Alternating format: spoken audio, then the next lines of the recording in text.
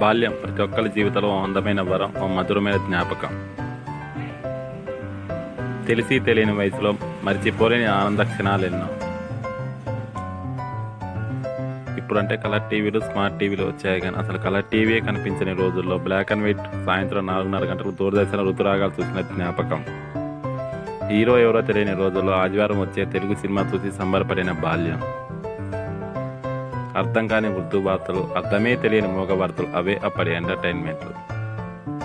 తెల్లటి చొక్క, బొక్కలతో నిండిన నీరన్ నిక్కరు, కాళ్ళకు చెప్పులు లేని రోజులు. బడిగంట ఎప్పుడు కొడతారా అని ఎదురు చూసిన క్షణాలు.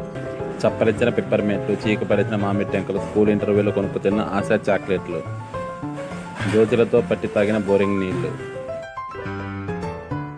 గంటకి ₹2 ఇచ్చి అద్దెకి తెచ్చుకున్న పొట్టి సైకిల్, అవే ఆనాటి మధుర క్షణాలు. ప్రతి ఒక్కరి జీవితంలో ఎప్పటికీ మర్చిపోలేని మధురమైన క్షణాలు.